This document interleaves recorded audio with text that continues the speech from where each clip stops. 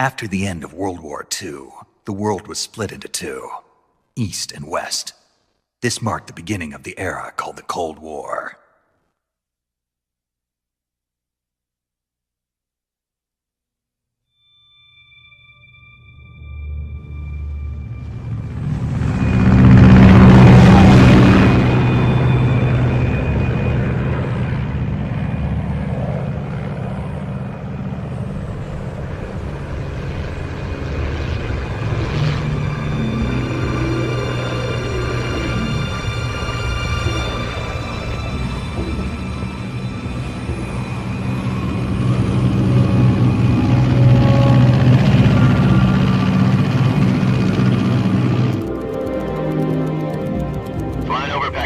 Altitude 30,000 feet. Approaching Soviet airspace. 20 minutes to drop off. Commencing internal depressurization. Equipment check. Arm main parachute. All right. You ready to go? Drop zone still showing a high pressure mass. Cav okay. Good. We've got high visibility.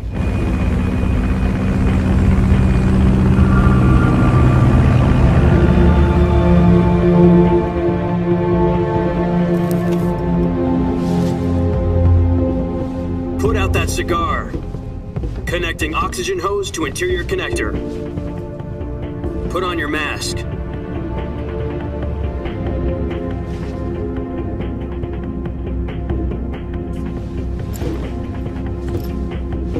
Does this panty waste know what he's doing?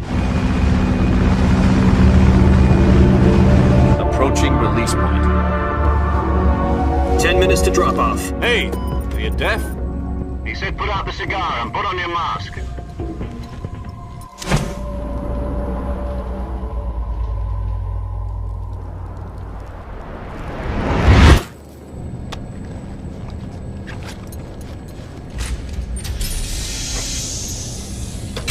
Depressurization complete. Checking oxygen supply. 6 minutes to drop off. Opening rear hatch.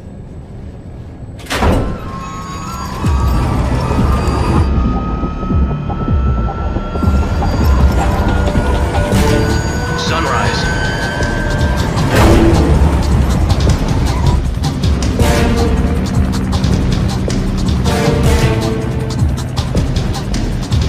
External temperature minus 46 degrees Celsius. 2 minutes to drop off. Stand up. You'll be falling at 130 miles per hour. Try not to get frostbite from the wind chill. 1 minute to drop off. Move to the rear. Activate bailout model. This is one for the history books. The world's first halo jump. 10 seconds to drop off. Stand by. Status okay. All green. Prepare for drop-off. Countdown. 5, 4, 3, 2, 1. Spread your wings And fly. God be with you.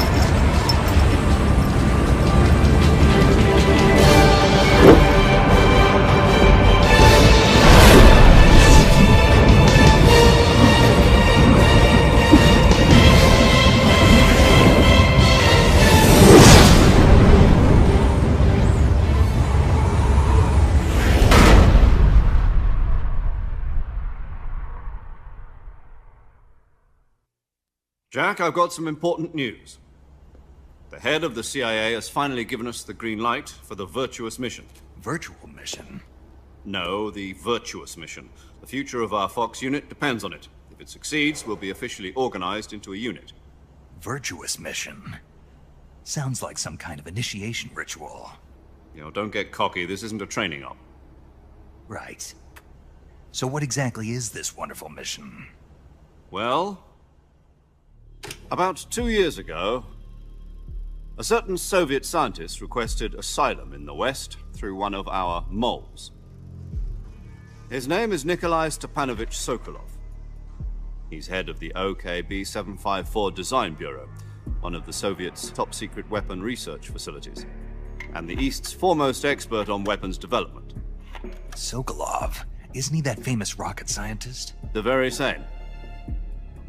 On April the 12th, 1961, the Soviets achieved the first manned spaceflight in history.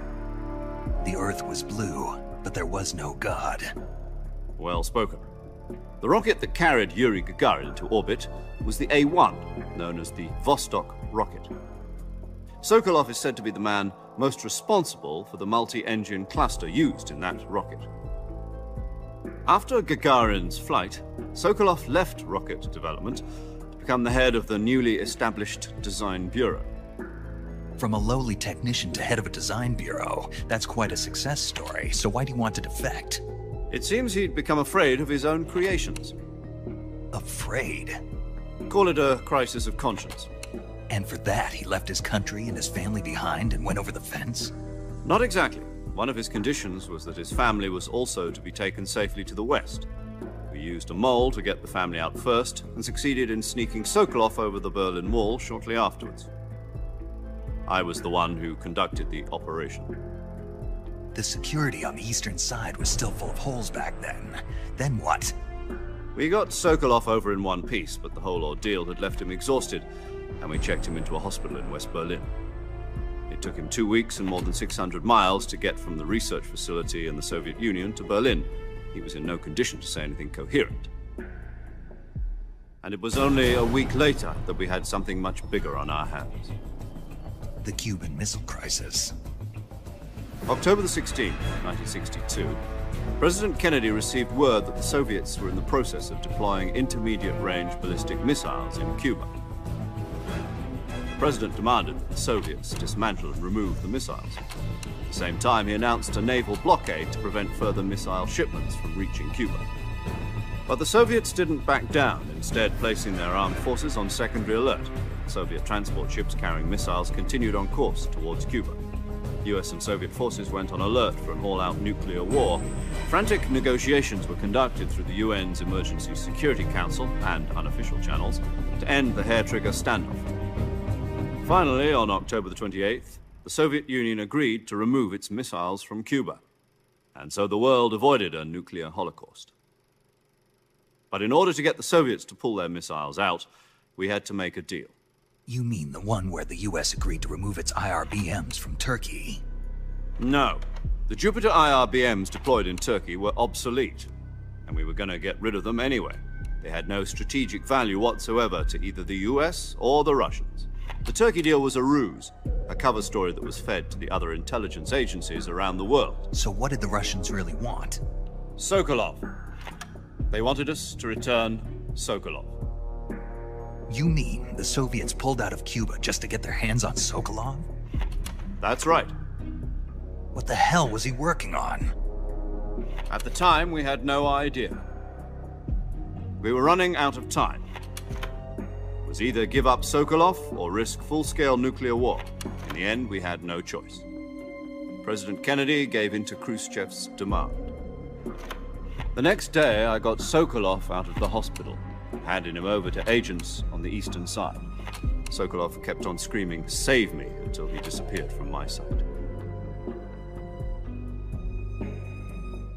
Then a month ago, we received some new information from one of our moles. About Sokolov? Yes. He was taken back to the research facility and forced to continue working on the weapon in question under KGB supervision. What's more, it's on the verge of completion. So what kind of weapon is it? Something to do with space rockets? No, missiles. Same technology. I guess you're right. We don't know the details, but it appears to be a new kind of nuclear device. For half a year now, the Soviets have been conducting frequent nuclear tests at Semipalatinsk. Something to do with the weapon, I assume. We're talking about a secret weapon so big that Khrushchev was ready to pull out of Cuba to get it back. Is Sokolov still in the facility? No. According to our intelligence, he's in Selino-Yarsk, a place in the mountains about 3 miles to the west that's known as the Virgin Cliffs. The Virgin Cliffs. Nice name for a virtuous mission. They moved him there just recently. Why? Apparently, they're conducting a field test of the weapon, but it's our best chance to get him back. This mission would never have been possible if he was still in the research facility. This is our last chance. Sokolov must have known that too when he contacted us.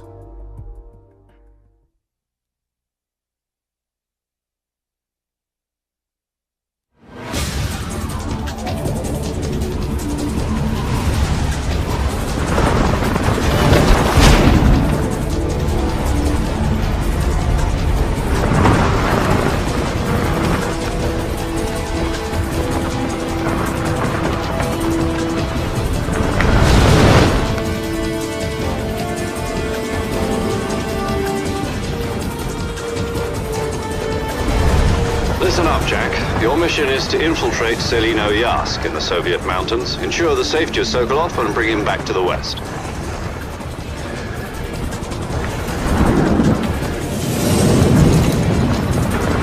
If we don't get Sokolov back before that weapon is complete, we'll be facing a major crisis. The clock is ticking.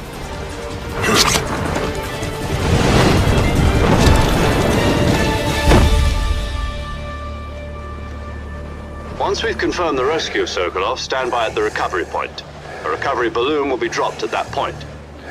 Helium will be pumped into the balloon to inflate it. The process takes about 20 minutes. Once it's complete, the gunship's arm will latch onto the balloon and pull it up. The Fulton surface-to-air recovery system. I'm familiar with the theory. Take it easy. It's been combat-proven. Do you think Sokolov is up to it? The shock will be less than during a parachute jump, and the arm can handle up to 500 pounds. So you're planning on going over the border in a single combat Talon? She's equipped with two 6-barrel 20mm Vulcan cannons, as well as two 40mm machine guns. Sounds like she could hold her own against a battalion of tanks. Even with the fuel in the reserve tank, we're facing a 4-hour time limit. If all goes well, it shouldn't take more than a few hours. Home in time for dinner. But if anything goes wrong, you'll be eating dinner, breakfast, and all the rest of your meals in the jungle.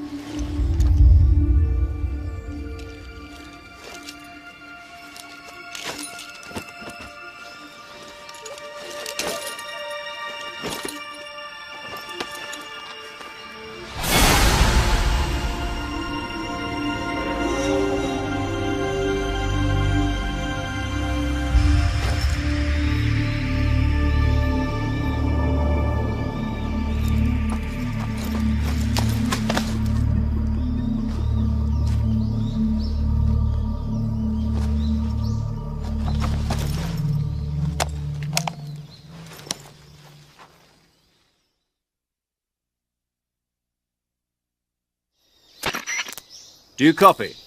You're already in enemy territory, and somebody might be listening in. From here on out, we'll be using code names to refer to each other. Your code name for this mission will be Naked Snake. I'll be referring to you as Snake from now on. You're not to mention your real name. Snake? Oh, you don't like snakes? What do you mean? You've eaten one before, haven't you? In survival training. I'm glad to hear that. I don't know if I'd ever order one in a restaurant, but... Be careful, you might not have a choice. What about you, Major? What should I call you? Let's see. I'll be Tom. Call me Major Tom. This will be a sneaking mission. You must not be seen by the enemy. You must leave no trace of your presence. Is that clear? This kind of infiltration is the Fox unit's speciality. In other words, weapons and equipment are procured on site. That goes for food as well. You're completely naked, just as your name implies. Great. Now I see why you asked me if I like snakes. I suppose calling me Snake was your idea of a joke, too. No. There's a good reason for that. I'll tell you later when the time is right. Gotcha. Getting back to the subject, how exactly am I supposed to feed myself? You've been issued a knife and a tranquilizer gun. Use them to hunt for food. You'll also find some medical supplies in your backpack. Yeah, about the backpack. I lost it in a tree on the way down. I see. Well, you'd better go back and get it then. You know where it is? No problem. I can see it from here. It's stuck on a branch. To climb a tree, stand in front of a tree that's covered in ivy and press the action button. I'll be monitoring your progress over the radio. We can't risk violating Soviet airspace, but I'll be in the gunship. My frequency is 140.85. I'll give you a call if I need to talk to you. If you need to talk to me, use the send function. Okay, Snake, go get your backpack.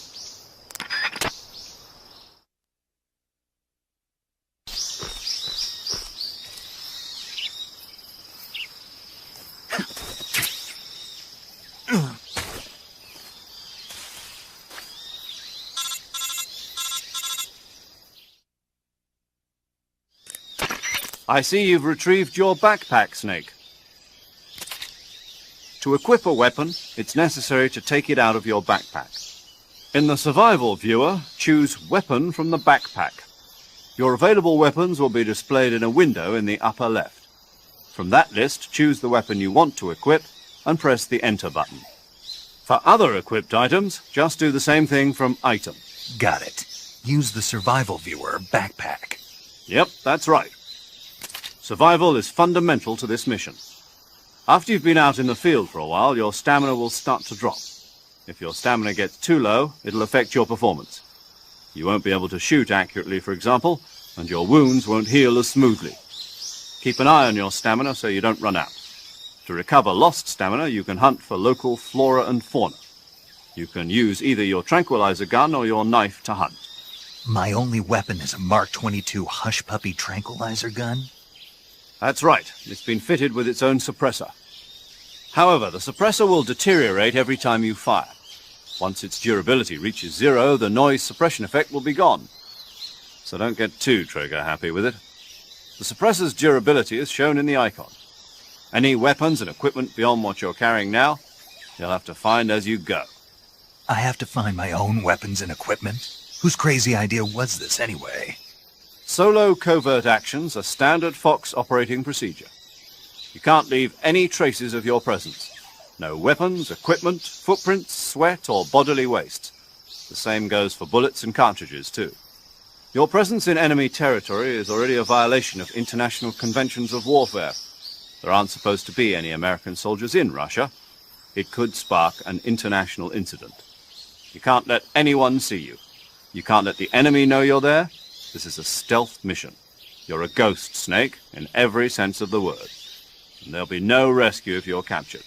The military and US government will deny any involvement in the affair. Then I'll just have to take care of myself, huh? I'm afraid so.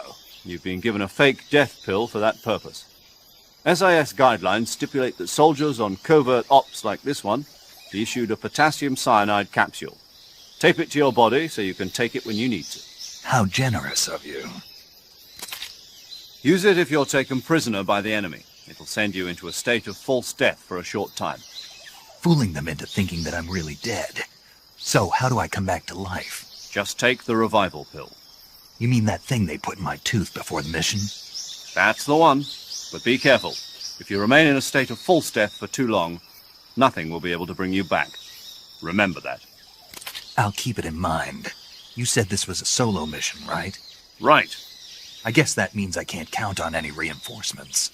Correct. The mission rests entirely in your hands. A real one-man army. Relax. There's a support team ready to back you up over the radio. Who? I'll introduce them to you. This time, survival is of utmost importance. The first member of the support team will be in charge of monitoring your physical condition, acting as a medic, so to speak, as well as recording your mission data. She's a member of Fox as well, and she's here on the gunship with me. She? Hello, Snake. I'm paramedic. Nice to meet you. Paramedic? As in a medic who comes in by parachute. Aren't you going to tell me your real name? Are you going to tell me yours, Mr. Snake? My name, huh? It's John Doe. And they call you Jack for short. You're a regular Captain Nemo. A name means nothing on the battlefield. After a week, no one has a name. What's your name? Jane Doe. Very funny. I wasn't joking, but I'll tell you my name only if you manage to make it back alive. My frequency is 145.73. She's also in charge of recording your mission data. Whenever you want to save, send a message over the reserved save frequency, 140.96. So saving lets me record my mission data. That's right. It also records the state of your health. Good to know. There's one more person I want to introduce you to, Snake. Huh? Speaking of snakes, you remember the boss, don't you? A legendary soldier and your mentor. Actually, it was the boss that got the DCI's authorization in the first place. She's going to be serving as Fox's mission advisor. The boss is? She also helped me plan this mission. She and I were at SAS together. Jack, is that you? How many years has it been? Boss? That's right. It's me. Oh. Talk to me. Let me hear your voice. It's been 5 years, 72 days, and 18 hours. You've lost weight. You can tell just by the sound of my voice. Of course I can. I know all about you. Really? Well, I don't know anything about you. What's that supposed to mean? Why'd you disappear on me all of a sudden? I was on a top-secret mission. You didn't need me anymore. But there were still so many things I wanted you to teach me. No, I taught you everything you needed to know about fighting techniques. I taught you all I could. The rest you needed to learn on your own. Techniques, sure. But what about how to think like a soldier? How to think like a soldier? I can't teach you that. A soldier needs to be strong in spirit, body, and technique. And the only thing you can learn from someone else is technique. In fact, technique doesn't even matter. What's most important is spirit. Spirit and body are like two sides of a single coin. They're the same thing. I can't teach you how to think. You'll just have to figure it out for yourself. Listen to me, Jack. Just because soldiers are on the same side right now doesn't mean they always will be.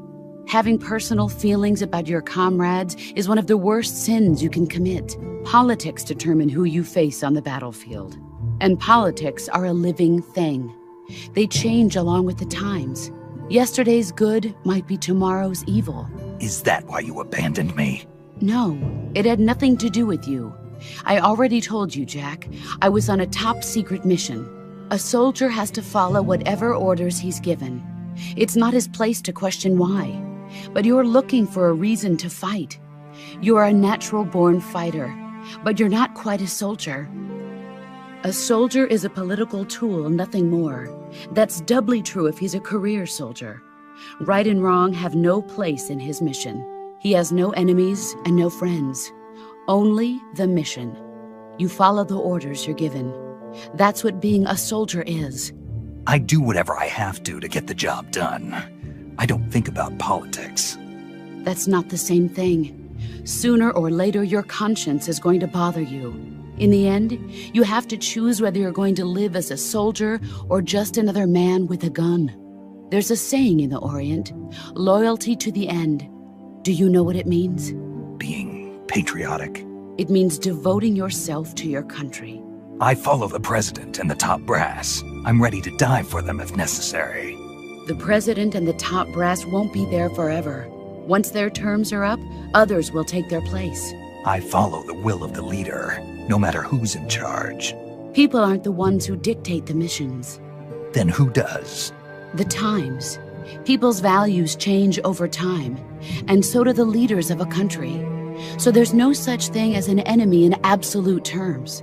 The enemies we fight are only enemies in relative terms, constantly changing with the times.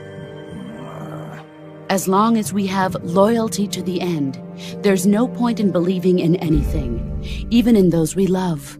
And that's the way a soldier's supposed to think? The only thing we can believe in with absolute certainty is the mission, Jack. All right, but do me a favor. What is it? Call me Snake. Snake. Oh, right. Your codename is Snake. It suits you well. That's right. The legendary unit that the boss put together during World War II was a snake. The Cobra unit, a group of heroes that brought the war to an end and saved the world. As long as you've got a legendary hero backing you up, you'll be fine. Isn't that right, Snake? Yeah. I can't think of anyone else I'd rather have with me. Oh, and one more thing, boss. Yes? It's good to hear your voice again. Same here. After all, who knows if either of us will make it out alive? Snake, you are always best at urban warfare and infiltrating buildings. But this is the jungle. Survival is going to be key. Those CQC techniques I taught you are sure to come in handy. CQC? Close quarters combat, huh? I've been in the Green Berets for the past few years. I'm probably pretty rusty. Not to worry. I'll be here to help you remember. After all, this is your first actual survival mission. I'll be supporting you over the radio. Where are you, boss? Next to the Major? The boss is communicating with us by radio from aboard a Permit-class submarine in the Arctic Ocean. My frequency is 141.80. Call me if you need my advice on battle techniques. Gotcha.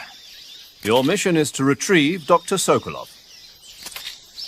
Dr. Sokolov is being held in an abandoned factory located to the north of your current position. Avoid heavy combat and don't let anyone see you. Don't forget that this is a stealth mission.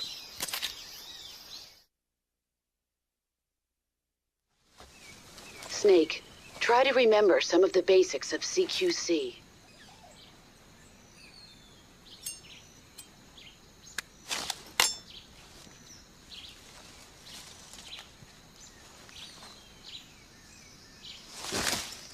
Commencing virtuous mission now.